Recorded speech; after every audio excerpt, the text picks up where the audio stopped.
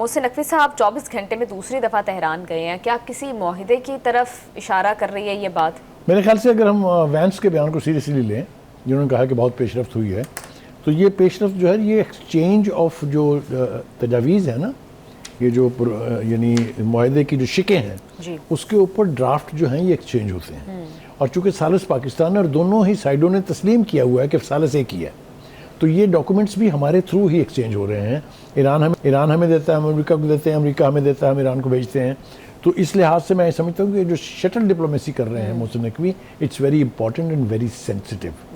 और मुझे भी अब थोड़ा थोड़ा यकीन हो चला है कि शायद किसी मुआहिदे की तरफ बढ़ा जा रहा है। ठीक है जी। लेकिन बुखारी साहब, जो रिएक्शन हम देख रहे हैं इराक़ची साहब का या रीसी का, इब्राहिम रज़ाई साहब का, वो तो इंटायरली इस तरफ इशारा कर रहा है कि ईरान जैसे तैयार है बिल्कुल कि कोई नया हमला अमेरिका या कोई नया मिस एडवेंचर करेगा। देखिए, जैसा मैंने पहले इब्तिदा में भी कहा था कि जो बुज़दिल दुश्मन होता है ना, या जो मक्कार दुश्मन होता है, आप उस पर एतबार नहीं कर सकते जी। वो इस तलाश में होता है कि आपका कोई ऐसा लम्हा मिल जाए उनको जब आप स्ट्राइक करना चाहते हो, उसकी तलाश में लगा रहता है। इसलिए ईरानियन कौम का रिजॉल्व ये है कि अमेरिका मुआहिदा करे, ठीक है, अगर जंग करना चाहता है तो हम उसके लिए तैयार हैं। भाग नहीं रहे हैं वो जंग से।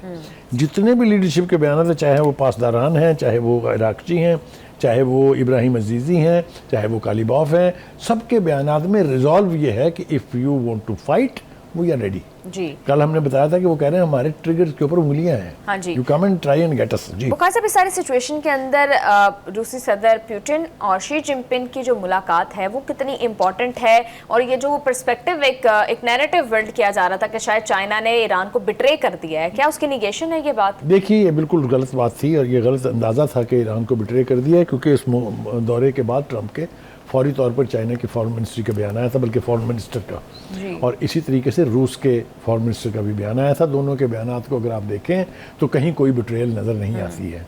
इसलिए कि अब ये जो चीन के सदर की और रूसी सदर पुतिन की मुलाकात हुई है, उसमें एक तो उन्होंने मुतालबा किया है कि मशरिक़ वुस्ता में जंग बंदी मुस्तकिल होनी चाहिए, एक बात। दूसरी तरफ प्रेसिडेंट शी जो हैं वो ये कह रहे हैं कि रूस और चीन को मिलकर यकतरफा गुंडागर्दी और तारीख को पलटने के तमाम इकदाम की मुखालफत करना होगी। Look at it, they are getting and gradually involved in it. दोनों मुतालबे छोटे नहीं हैं, ठीक है। उसके बाद वो कहते हैं क्योंकि दुनिया जंगल के कानून की तरफ जाने के खतरे से दो चार है। ये वो ट्रंप को कह रहे हैं ना, मुझे आपको थोड़ी कह रहे हैं वो।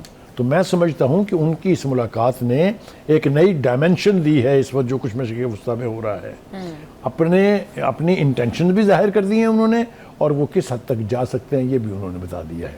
ठीक है बुखारी साहब, जो दोनों के अंदर एनर्जी के हवाले से बहुत सारे मुआहिदे हुए हैं और पुतिन ने ये शी जिनपिंग को इस बात के एतमाद दिला दिया है कि वो एनर्जी के हवाले से या एनर्जी सप्लाई के हवाले से चीन की पूरी मदद करेंगे। देखिए, रूस और चीन की दोस्ती की नौयत को पिछले जब से प्रेसिडेंट शी आए हैं, रशिया और चाइना की नौयत रिलेशनशिप की चेंज हो गई है जी। एक वक्त था कि दूरी थी और एक वक्त था कि मुखासमत थी। वो दौर ख़त्म हो गया है। They are getting so close to each other and they are ready to help each other in every crisis. और ये जो अमेरिका धमकी दे रहा है कि देखें चाइना का तेल बंद हो जाएगा अगर हमने हॉर्मज़ की नाकाबंदी हम नहीं खोलेंगे क्योंकि चाइना को तेल नहीं पहुंचेगा, तो चाइना जो है ईरान से 40% अपनी टोटल रिक्वायरमेंट का तेल नहीं ले सकेगा। तो रशिया ने कहा हम देंगे तेल आपको, भाई कोई परेशानी की बात नहीं है, आपको तो एक लम्हे के लिए परेशान नहीं होना चाहिए। तो ये जो कुर्बत है, इस कुर्बत से भी अलार्म्ड होंगे अमेरिकन। बिल्कुल बुखारी साहब, और जो ये बात है कि वो कह रहे हैं कि बहुत सारा लेन देन तजारत जो है वो चीनी और रूसी करेंसी के अंदर होती है, ये डी डॉलराइजेशन की तरफ इशारा करती है और कितना बड़ा लम्हा फिक्रिया है अमेरिका के लिए। ये अमेरिका के लिए मौत है, लम्हा फिक्रिया नहीं है। पेट्रो डॉलर ने जो डोमिनेंस कायम कर रखी हुई है पूरी दुनिया की ट्रेड के ऊपर डॉलर की, वो इससे ज़्यादा ख़तरे से दो चार कभी नहीं रही जितनी आज है। और मुझे ये यकीन है कि ये दौर अब पेट्रो डॉलर वाला ख़त्म होने वाला है और युआन और रशियन करेंसी जो है उसमें ट्रेड होगी। इसी को लोग कह रहे हैं कि न्यू वर्ल्ड ऑर्डर की तरफ जा रही है दुनिया बर्क रफ्तारी से। जिस तरीके से यूरोप की लीडरशिप अब देख रही है ईस्ट की तरफ, यानी चाइना की तरफ, वो आपके सामने है। चाहे वो स्पेन के प्राइम मिनिस्टर हैं, चाहे वो कनाडा के प्राइम मिनिस्टर हैं, उन सब ने जाके जिस बात की तस्दीक की है वो ये है कि the world is now in the process of having a new world order. New world order is a death sentence to the Americans. जी बिल्कुल बुखारी साहब, जंग के आगाज़ में हमने रजीम चेंज की बहुत सारी बातें सुनी थी। इस तरफ एक कोशिश की गई जिसको न्यूयॉर्क टाइम्स रिपोर्ट कर रहा है, और वो ये कह रहा है कि अमेरिका ने अहमदी निजात को एज एन ऑल्टरनेटिव देखा और इसके ऊपर, इस मंसूबे के ऊपर गौर किया, और फिर उनकी रिहाइशगाह पर जो हमला हुआ वो भी इसी वक्त में किया गया। आप इसको किस तरह से देखते हैं? Absolute nonsense. ये ऐसा स्क्रिप्ट है जिसको उठा के गंदी नाली में फेंक देना चाहिए। यानी आप उसको बचाने के लिए उसके घर पे हमला कर रहे हैं, क्या बात है। What a wonderful argument. आप देखिए यार, ये पागल हो गए अमेरिकन। मैं बता रहा हूं आपको कि उसको बचाने के लिए उसके घर पे हमला करना बहुत जरूरी था। वो जिंदा है या नहीं है ये तो वक्त बताएगा, लेकिन जितने क्राइम हमारे सामने हैं, जितने शवाहद हमारे सामने हैं, उस हमले में वो शहीद हो गए थे, जान से हाथ धो बैठे थे। मेरी तो बहुत दुआ है, मेरा तो बहुत आइडियल लीडर है कि वो जिंदा हो और ईरान को फिर दोबारा लीड करें। क्योंकि एक बात मैं बता दूं, जो उनका दौर था उसमें अमेरिकन से पूछें क्या हाल था। पहली बात तो ये कि वो पहले वजीर आज़म थे, सदर थे ईरान के, जिन्होंने वाशिगाफ अल्फाज में कहा कि अगर हमारी सलामती को कभी ख़तरा हुआ तो हम इसराइल को सफ़ाए हस्ती से 3.5 से 7 मिनट में उसको नक्शे से दुनिया के मिटा देंगे। वो कैपेसिटी उस वक्त भी थी, वो कैपेसिटी आज भी है। अगर अमेरिका पीछे ना हो तो इसराइल 4 घंटे की खेल है टोटल। ठीक है, ये मैं बड़े वसूख से आपको कह रहा हूँ। दूसरी बात ये है कि अहमदी निजात का मुझे एक वाक़या याद है। वो यूनाइटेड नेशन के जो एनुअल जनरल असम्बली का इजलास होता है उसमें शिरकत के लिए गए, तो उन्हें अमेरिका की एक यूनिवर्सिटी ने इन्वाइट किया, और जब वो उनका नाम पुकारा गया डाइस पर आने के लिए, तकरीर करने के लिए, तो वहाँ के स्टूडेंट्स और फैकल्टी के मेंबर जो थे उन्होंने हूटिंग शुरू कर दी, जो 3-4 मिनट तक जारी रही। जब वो सेटल डाउन हुई तो वो आए डाइस के ऊपर, उन्होंने कहा अमेरिकन कौम के बारे में हमें बताया जाता था कि बहुत गंदे होस्ट हैं, बहुत थर्ड क्लास होस्ट हैं।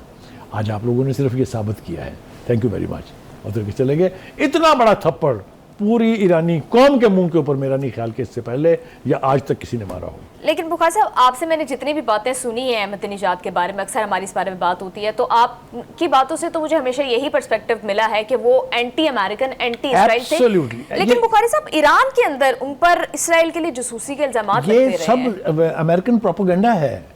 वो इस वक्त जो रूलिंग एलीट है उसके अंदर निफाक पैदा करने की हर कोशिश कर रहे हैं। आप ये देखिए कि वो पॉपुलर लीडर थे अपने दौर के, कोई दो राय नहीं है इसके बारे में। और इस बमबारी से पहले कभी किसी ने सुना कि कोई एंटी अहमदी निजात कोई तहरीक चल रही है वहाँ, या किसी भी लीडर ने इनकलाब के ने कभी कहा हो? अभी इनकलाब के लीडरों का ही तो सदर था वो। जी ठीक है बुखारी साहब।